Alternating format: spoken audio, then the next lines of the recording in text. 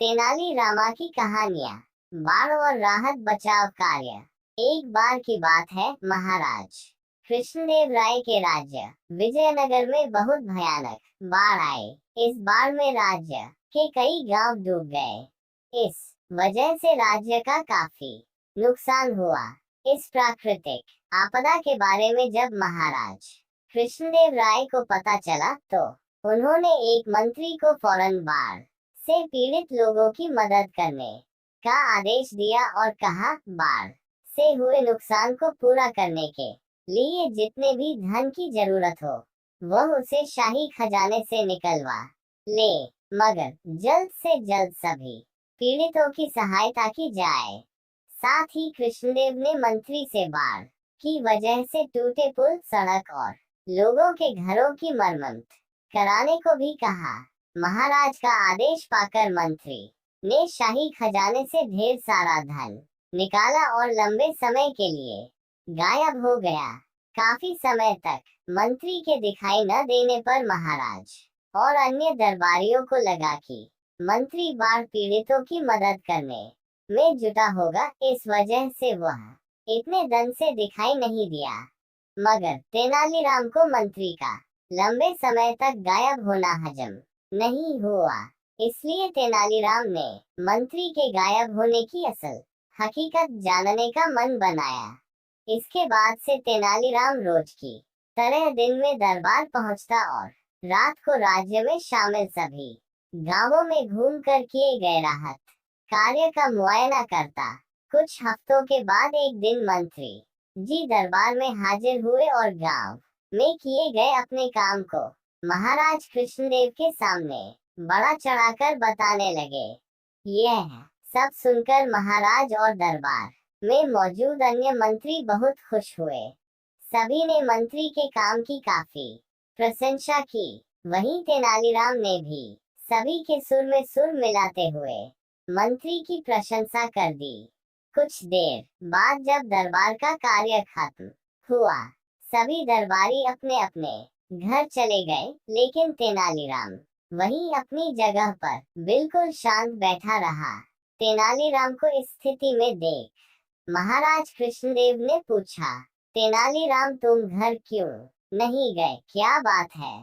इस पर तेनालीराम बोला, महाराज मंत्री ने राज्य में जो राहत और बचाव कार्य किया वह अपनी जगह है, लेकिन यदि आप प्रजा से मिलेंगे तो उन्हें इससे ज्यादा खुशी होगी। तेनालीराम की यह बात महाराज को पसंद आई। उन्होंने अगले दिन ही तेनालीराम के साथ बाढ़ प्रभावित क्षेत्रों का दौरा करने का फैसला किया।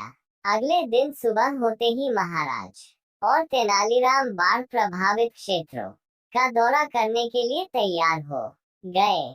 दोनों ने अपने अपने घोड़े की सवारी की और आगे बढ़ने लगे। कुछ दूरी पर महाराज रुक गए और चौंक कर तेनालीराम से पूछा, ये शाही बाग में लगे सुंदर पेड़ और फलदार वृक्ष कहाँ गए? तेनाली ने कटाक्ष करते हुए कहा, हो सकता है महाराज ये पेड़ बाढ़ के साथ बह गए हो। तेनालीराम की यह बात सुनकर महाराज खामोश हो गए और आगे बढ़ने का इशारा किया। दोनों कुछ दूर आगे बढ़ ही पाए थे कि महाराज की नजर वहां मौजूद नालों पर पड़ी। नालों पर मंत्री जी को पुल बनवाने को कहा गया था, लेकिन वहां पुल की जगह पेड़ों के तने डाले गए थे। महाराज समझ गए कि मंत्री ने शाही बागों के वृक्षों के तनों को नालों पर डलवा दिया है।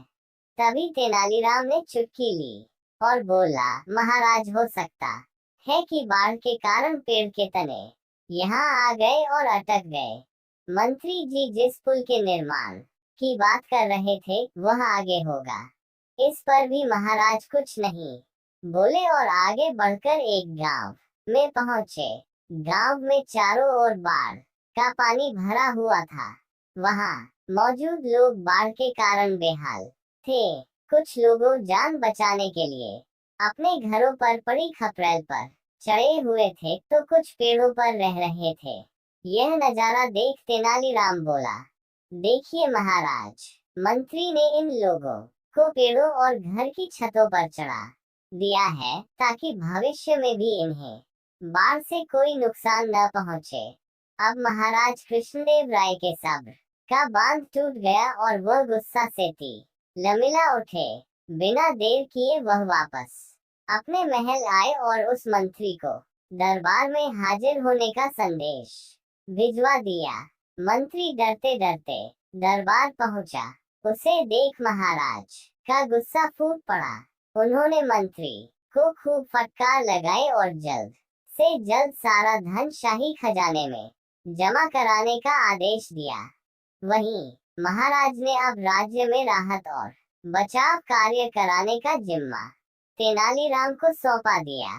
साथ ही उसे धन के हिसाब किताब भी काम दिया और मंत्री किनारे मुंह लटका